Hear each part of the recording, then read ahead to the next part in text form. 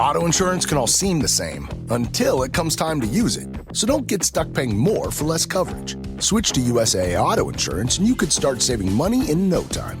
Get a quote today. Restrictions apply. USAA.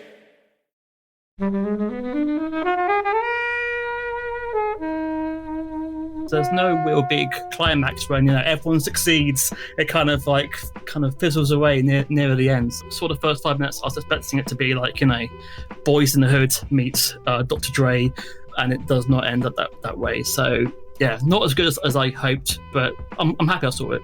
The beginning is quite engaging, and it did keep me engaged until that last third. So it's a very unbalanced 4, I would say, because if I had to divide it into first half and second half, wildly different. But yeah, when before it resolved itself at the end, those 10-15 minutes I was a bit bored, but for the rest of it I was fairly engaged. Hey everybody, welcome to this episode of Flixwatcher podcast. Today I'm joined by Babs. Hello. Fran. Hello. And Helen. Hello. And we're going to be talking about beats. Thank you, as always, to the mighty people for their mighty, mighty tunes. And thanks to Ben from Rockwood Audio for his awesome editing skills. Please do remember to write a review and rate us on Apple Podcasts and anywhere you can do where you listen to the podcast, because it really does help us. And you can join in the conversation with us on Twitter at FlixWatcherPod and on Instagram at Flixwatcher. Hello, film fans. Welcome to Flixwatcher podcast. Joining us remotely today, we have Babs and Fran. If you could please say hello to our listeners and tell them a little bit more about who you are and what you do, please. Hello, the internet. It is Fran from Over Underrated podcast. I am the co-host with Babs, where we discuss all of their favourite music. Are they overrated? Are they underrated? Tune in and find out. How did you come up with the concept of this show? Well, I wanted to discuss bands that never get discussed in the airways, but then we decided that if we talk about obscure bands, no one's going to tune in apart from ourselves. So we decided to team them up with a maybe more of an overrated, more a discussed bands. For example, if we're doing Britpop, we'd have Oasis, maybe overrated, alongside Shed 7, maybe underrated. And if we're discussing New York, we chose maybe Talking Heads, maybe overrated, and maybe They Might Be Giants, maybe underrated. And then we invite people to discuss, like yourselves, and hopefully have a good time without any arguments. What kind of feedback do you get for bands or artists that are wrongly categorized according to people? We love anybody talking to us. So far, we've had a small amount, and it's been lovely. We have a guy from America who loves Kent, everyone's favourite Swedish band, and he emails us and sends... Not the place. No, not the place. It's confusing. He sends us pictures of his bedroom with the posters he has on the wall and chats about his teenage daughters. And why not? This is why we have the podcast, to reach out to Americans about Kent. Or to Kent fans, about Kent, I was like, what bands are from Margate or Broadstairs? I was okay, fair enough. This may be why they're underrated, because they're called Kent. It wasn't the best name when working in the UK. I think, generally nowadays, I think in the age of the internet, you need to have a better name that's easily Googleable. Because if you type in Kent band, that could mean anything. That could come with anything. They were a 90s band, and I think Kent is a girl's name in Swedish. So it's not their fault. Let me have a think about that. Babs, who are you? Who am I? So, as Fran says, I am the other co-host of Over Underrated, our music podcast. I also am a sustainability communicator. If you want to swing any work my way, why not publicize that on this podcast as well? And plug your day job as well. Why not? My day job as well. Fran and I have been doing the podcast for I think a year and a half now, and we only met in person for the first time last week, and last month, and it was very nice to see Fran in the flesh and see that he's not a hologram. So lovely stuff. It was very your hologram, Babs. You have to ask Fran that, I'm afraid. We saw a live podcast record because we thought that was the best place to meet for two podcasters, surely. Exactly. Well, you've joined us before, Babs, for a couple of films, but we're going to be talking about another film choice at yours. This is Beats today, which is a Netflix original. Can you tell us first of all why you chose it, and then a synopsis? You know the score now. You got 60 seconds or less to do it. I know the score. I've taken my notes. So yeah, I picked Beats, I guess, because I couldn't resist picking another music-related film, and I hadn't seen it before I put it forward. So I thought it's on my list. It's not, top of my list, but it'll be a good one to discuss with musically minded people like my podcast co-host and, you, Kobe, and you, Helen, who have also been on our podcast. So that's basically how I picked it. I knew nothing going into it apart from Anthony Anderson and that it was a coming-of-age film and it was about hip-hop. There we go. Okay, and I'll get the timer up for the synopsis. 1 minute synopsis timer starts now. Okay, so after witnessing a brutal shooting, this hip-hop loving boy called August Monroe, he's 17, he develops PTSD and agoraphobia. So he's staying at home all the time, seemingly mostly in his room, making beats. Ha ha ha. Meanwhile, 18 months after the shooting, his school security guard has been asked by the principal, who, by the way, is his ex-wife, to get absent kids back into the school because otherwise they're going to lose funding and they're going to have to fire staff. So he goes to August's house, and this guy, Romelo, the security guard who used to be a hip-hop producer, hears August's beats and he thinks, wow, this boy's a genius and I can make a lot of money from him and get my hip-hop career back on track. So behind August's protective mother's, Carla's mum's back while she's away at work, he goes to mentor August, helping him make beats and trying to coax him back out into the real world so he can make himself rich and famous and give August the money that he is only interested in to get his mum out of the south side of Chicago. Wow. That was really detailed for 1 minute. Sorry, that was literally on the dot. Sorry, I stopped the timer just as we finished. It was well done, bravo. I skipped a lot of my notes actually, so there we go. Helen and I should take notes for that for our next episode. As this comes out, we would have got over 250 episodes. Wow, congrats. Wow. Another 50 more. We've got to do another synopsis ourselves, which gives me palpitations. Fran, what are your thoughts on Beats? I want to say Beats by Dre, but it wasn't. Just Beats in general. But the headphones were in there. The present was there. Yeah. Well, I had heard of this, but then completely forgotten about it until Babs chose it. So, yeah, it starts off rather hard-hitting and then moves away from that completely. So in the first 10 minutes, you think it's going to go down one direction, then switches, and it never goes that bleak again. But, yeah, we've seen these kind of films before, a struggling genius kind of being manipulated by a desperate, well, I don't want to say loser, but just a desperate. Yeah, it's someone who's a bit desperate. And is he manipulating the August too much for his own good?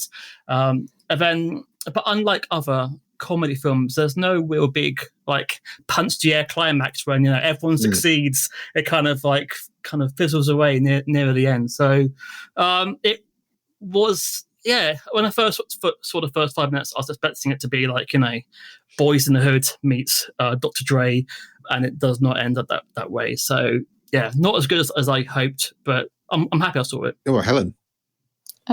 So I had not heard of this, and I had also not heard of the other film called Beats that Netflix released in 2019. Interesting choices. Yeah, the first 10 minutes are pretty brutal and pretty like, oh my God. Yeah, Fran, Babs didn't say that the shooting was of his sister. Yeah, I was keeping it deliberately kind of. But yeah, of his sister in the head in front of his face. So her blood splatters on him, yeah. And he gets shot as well. I mean, this is like Chicago kind of like in the nows, I think.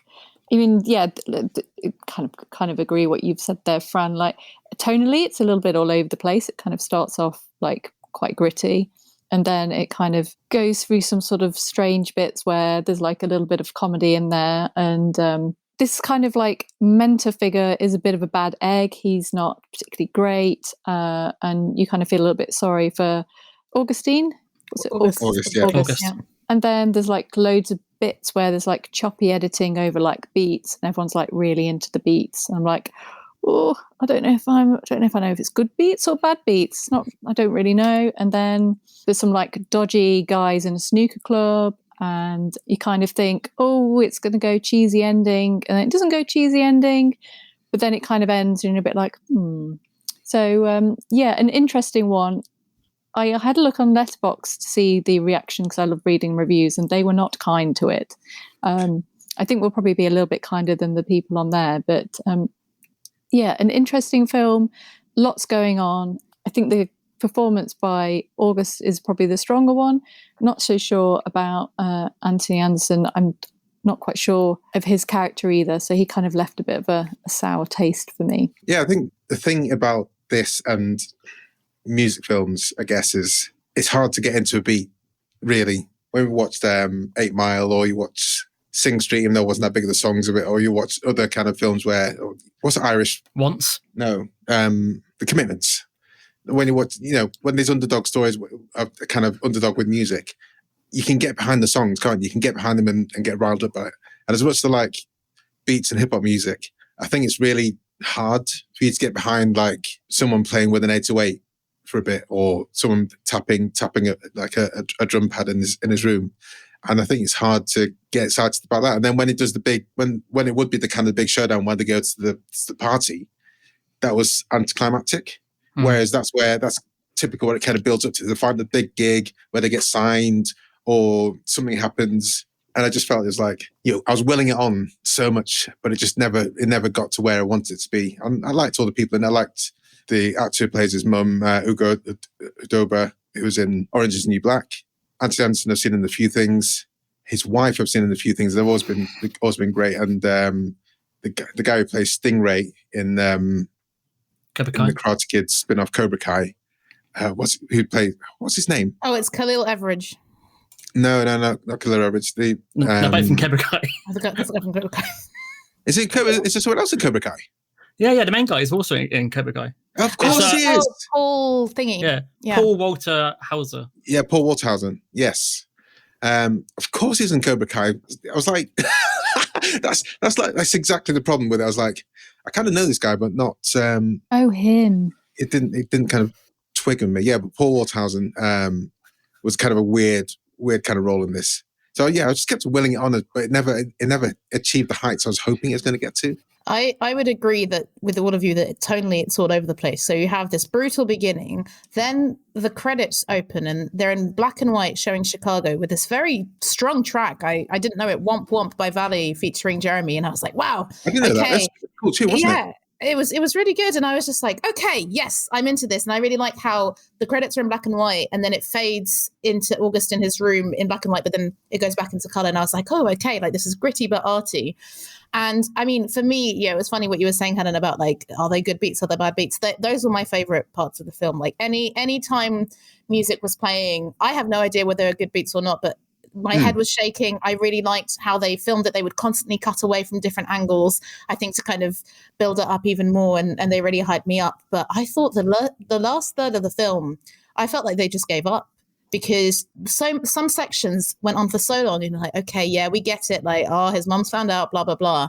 And then the way the end happens, where it's kind of wrapped up, but nothing is explained. And you never find out why Romelo did Tone badly. You actually don't find out how he betrayed him. So they keep talking about, oh, he betrayed him, but you don't understand how. You don't understand how he got the record contract in the first place, or how he gets a new one.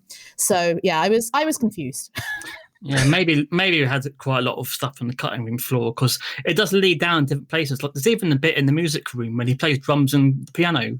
And then why? Like, why do we even need to see him do that? It's not mentioned ever again. Like Kobe says, you need some sort of scene when you're rooting for August and he breaks through, but it doesn't ever really happen. And although I guess you're rooting for his character more than his mentor, you just don't really love him. I guess they brought in that love, the sort of the romance, so that you care for him a little bit more, but it doesn't really go anywhere too much. I thought the romance was super pointless. Didn't buy that one.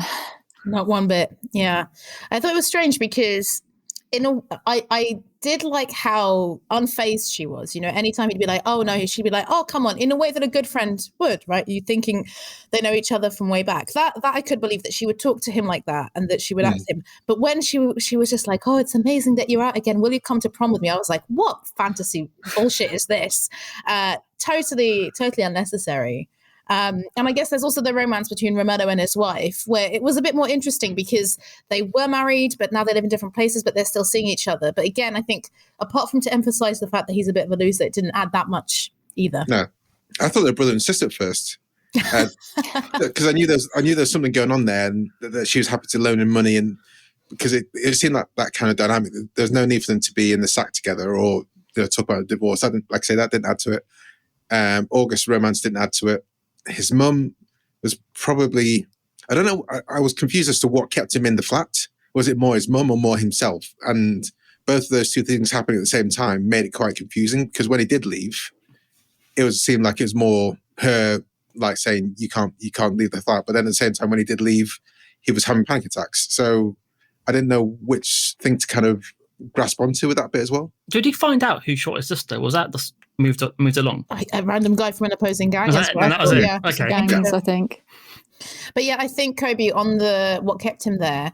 I think there's a scene where he's talking to Romelo and he says, before my mum wouldn't let me out at night, but then I started having the panic attacks everywhere, and then she kept me in. And I mean, I guess there's the trauma of his sister, and there's the trauma with what happened with his dad as well, because you find out kind of later on that the dad, who there's a picture of him in his military gear that his sister was wearing when she got shot, died of a heart attack after coming back from, I think, Iraq. Yeah. So again, where you're like, why do we need to know this unless we're talking about trauma?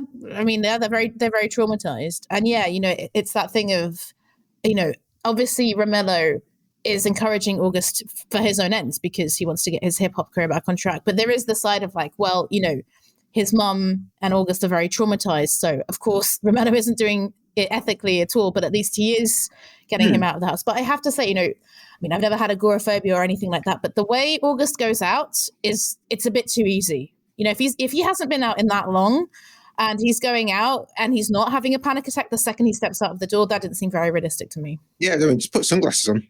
Yeah, and a hat, and then you're fine. Cured. Yeah. And then take the hat off when you get in front of your would-be girlfriend's scary father or older brother.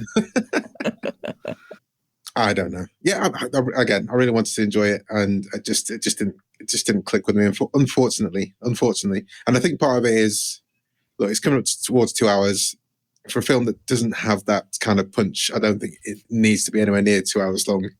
Maybe it would have been better in the cinema with the beats and the tunes.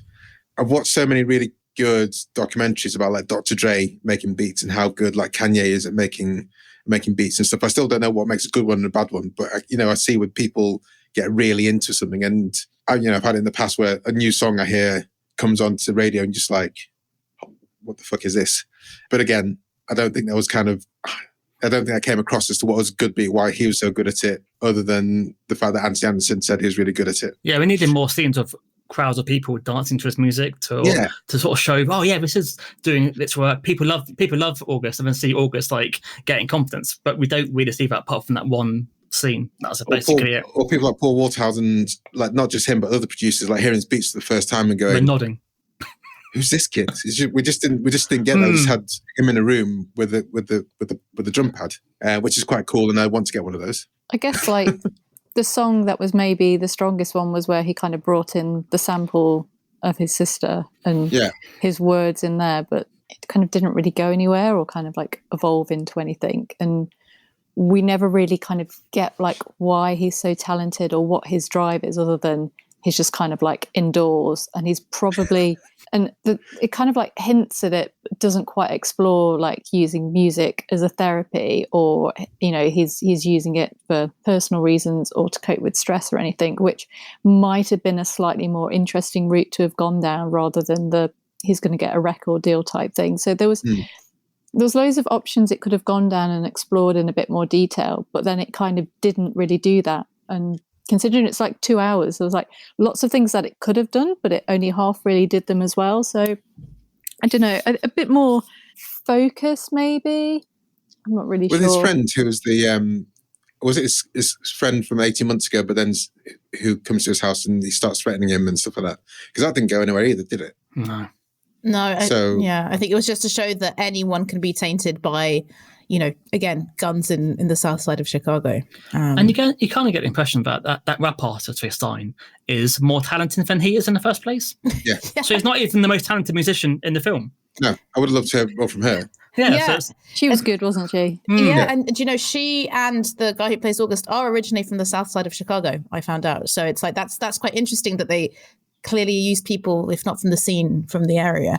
But yeah, it's interesting because I totally agree with you, right, on you know, how the music could have been more explored. But for me, the music was easily the best bit. I mean, like I said, I don't know what makes a good beat or not, but I was actually convinced enough. I guess they tried to do it clumsily. There was a section where, you know, when Romelo gives him the CD with the Brazilian music and he knows it's the Brazilian music and they have a lovely little nerdy conversation about samples. I was like, yes, excellent. But again, it also doesn't go down that route, but it kind of satisfied me enough in the first half of the film. I'm like, I don't really know what's going on, but, you know, fuck it. There's some rapping, there's some good music. And then, yeah, the second half, especially the last third, I was just like, oh, this is not holding up at all.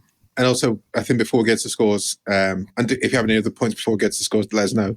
One bit that kind of irks me as well is that the music industry at the moment is not like it was in like 1995, where if you make one big single, then you're made for... You know, you can get out of where you are. At the moment, it's you get on Spotify and you might get a bit of money out of it. And that's one thing about this kid making these amazing beats. I know. I just that's not going to happen. Yeah, there's a bit of an exploration, isn't there? Because I guess he's like trying to hook him up with the rapper, going to the two different people in the record label. But yeah, it all comes together clumsily and too quickly. And yeah, the fact as well that when August goes to the show and just as he arrives with Naya, Queen Cabrini comes on singing the song that I was like, this is a little bit too convenient, definitely. And also he could make just the beats in his bedroom and send them off. He doesn't need to be anywhere near anyone. Yeah. That's the beauty of what he's doing, isn't it? He doesn't actually have to leave the room. And he's like, you need to leave the room. I'm like, does he? Because like he seems to be doing pretty well there. Yeah. although maybe, I mean, it does kind of feel like this is a film from 2002. Maybe it was set in 2002, but they didn't kind of make that clear, and they are acting like it used to be, but it's not a lot of texting. I guess it's lucky that he had those magical shades, so he could leave the house. And one thing that did annoy me is that obviously, like, he smashes up all his equipment, and he smashes it up pretty hard, and then it's back to normal and looks like it's all fine. Yeah, it's including the speaker in the 808. Yeah. Yeah, I think what annoyed me the most was when... Let's vent it, guys. The record deal that, you know, Anthony Anderson got then burnt for him. I'm like, that scene made absolutely no sense because just before they'd fucked him over, right? So they fucked him over. Then with no explanation, he somehow still manages to get him a record deal, and there's no storyline as to why. And then in the room, he decides to burn it. And it's like, if he's come to his senses that he shouldn't be exploiting this kid, it was just the whole point. Like, that's all wrong and all backwards, because he would, if he had a lawyer look over it, and if he would have looked over it and seen that he was exploiting him, why only in the room did he come to the realization it was bad in quite a traumatic way? So, yeah, I think maybe it was just I don't know how many writers there were on this, but too many ideas, not enough melding together of them. I guess the only winner is the head teacher, because he goes back to school and she gets the money. And she gets the money. That's literally it. The end. And that reminds me of in The Wire in season 3, where one of the characters just has to round up the kids, all the truant kids, to take them to school so they can get their money. So I was like, this is true to The Wire, which means it's true to life. Anyway, on that, guys, let's head to the scores.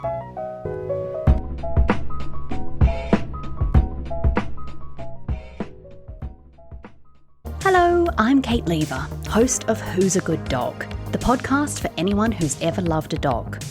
We're one of the other podcasts in the Stripped Media family. Each episode, I ask a brilliant person to introduce me to their dog and tell me how having a dog has changed their life.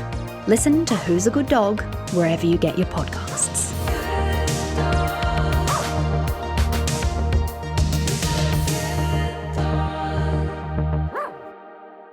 So welcome to our Flixwatcher scores. All of the scores are out of 5. You may have decimal places if you wish. And we'll start with you, please, Babs, with your recommendability. I've put 2.5 in the middle because I think if you're into coming-of-age music films, which I generally am, you'll enjoy it, but it's not for everyone.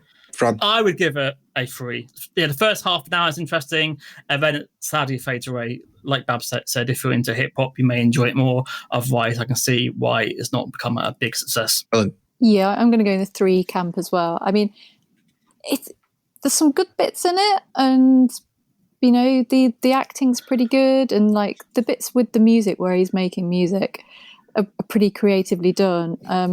It's not like it's bad. It's just there's so much potential there that it kind of feels a little bit wasted. And I just want to say, I love the braveness of bringing a film on that you've not seen before. I love that kind of energy. So thanks for doing that. And you don't get any more points for it, though. No worries. I love it. I'm going to have 2.5 as well. I like the idea. Execution could have been better. Repeat viewing score, Babs. I put 2 for the music scenes and for Anthony Anderson's performance, which I actually I did enjoy because I knew him as a comic actor from Blackish. And I think was part of the draw for the film. I was like, this looks like a gritty film, but he will bring a light touch to it. And I thought he did, even though, unfortunately, I did find out about some allegations afterwards that I did not know about, and I'm not happy about that. So, 2. Fran? I'll give it a 1.5. I think I've seen enough. There's some decent music scenes, but there's better music scenes in other better films. Helen? I'm going to go 1. I mean, it's unlikely I'm going to see it again, but I'll give it a 1. It's quite long. Pushing 2 hours. Yeah, I don't think I'm going to watch it again. 0.5. Ooh. I don't think I've ever seen you give I was going to say, do you go below 1? It's a 0. We've had lots of zeros in the past for certain films. Again, a music film, that thing you do had lots of zeros in it, unfortunately. Small screen score, Babs. I put 1 because I would have loved to see this on a big screen with some big speakers to see the music scenes, but also the Chicago skyline. Chicago's a beautiful city. I've been lucky enough to have gone before. Would have loved to see some sparkly skyscrapers and some beats. Fran? Give it a 3. I don't know if it's a cinema film too much. I guess if you've got your Beats headphones and your smartphone, you know, you'll be enjoying it slightly. So yeah, down the middle. So was that 3? 3, please.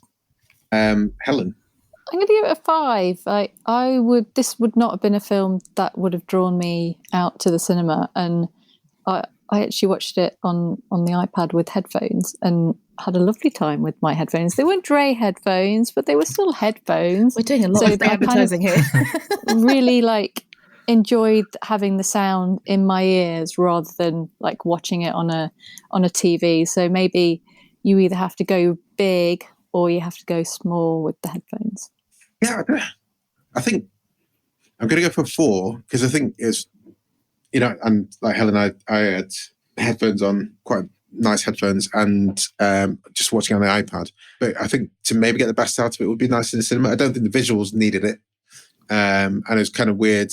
We had that let end kind of start in the black and white. So I thought it was going to be a bit more like that. And I was like, oh, this is going to be good. And then it just wasn't. And then it just became like a standard film. So yeah, 4 for small screen score. Engagement score. I put 4. I think, as Fran said, the beginning is quite engaging, and it did keep me engaged until that last third. So it's a very unbalanced 4, I would say, because if I had to divide it into first half and second half, yeah, wildly different. But yeah, when before it resolved itself at the end, those 10-15 minutes I was a bit bored, but for the rest of it I was fairly engaged. Fran? I'll give it a 3. I had 1 toilet break and 1 drink break, so therefore I lost 2 points per each break. What kind of drink break was it, sorry? It was a Pepsi Max Cherry break, and I'm not advertised by them, I'm not sponsored. But I thought you were going to say what your toilet break was as well. I was like, might be a bit too much information. It was a 1. I was just trying to think. Yeah, sorry. So your overall score there, when you said 1, that confused me. Was it a 3, wasn't it? A 3, yeah, but minus point per each break. Helen? Yeah, I mean, the story is not. There's not that many twists and turns in the story, and I kind of felt that once it got past like the hour and a half mark, it dragged a little bit. So yeah, I got a 3 as well for engagement. Sorry, I was slightly distracted because I was like, I'm sure I know Anthony Anderson from somewhere, and going through his filmography is quite interesting because it's been in lots of films which I've really enjoyed, like Departed, But it's going way back into his filmography, where there's things like Romeo Must Die. I was like, yes, of course. And then also, I think he's slimmed down a bit from those days in the kind of 90s.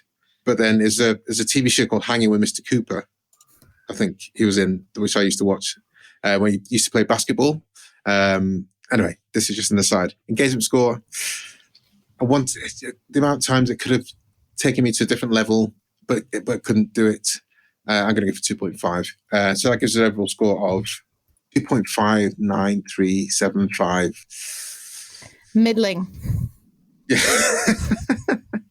think Low that's to middling. kind of fair from the chat.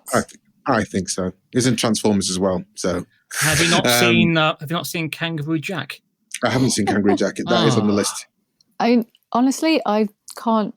I watched this and I was like, is this guy like a star? Because his face, no recognition for me. He's in lots of things. Like, Law and Order. He's been in a few times. So he's in lots of things, but never the main. I knew him from thing. Blackish, where he is the lead.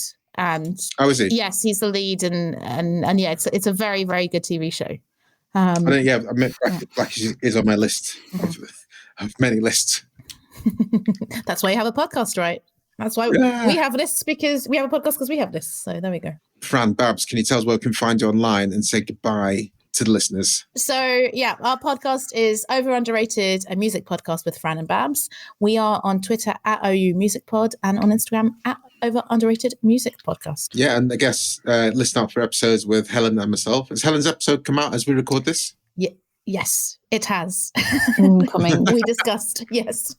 So Helen's episode has come out and mine came out, is out as well. And it was on hip hop. So, the theme continues. I don't keep trying to bring hip hop to you, Kobe. We can talk about other things as well. But talk about other things as well. You can read Kobe's fancy album choices on RGM as well. It's true. I enjoyed doing that. Thank you very much. We need to talk about Bruno on there, which a lot of my friends objected to. But there's other places there's a cross section of over underrated stroke Flixwatcher in the internet sphere. So do seek it out, guys. But also, Fran and Babs, thank you so much for being on Beats, and we'll see you next time. Thanks for coming on. Bye. Bye-bye. Bye. Enjoyed this episode of Flixwatcher podcast? Why not leave us a 5-star review on iTunes?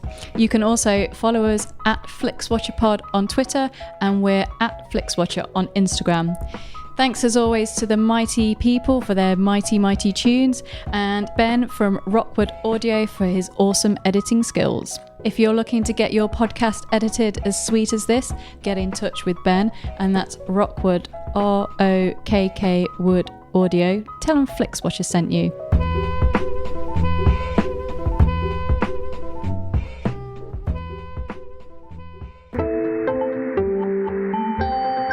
You just heard a Stripped Media production.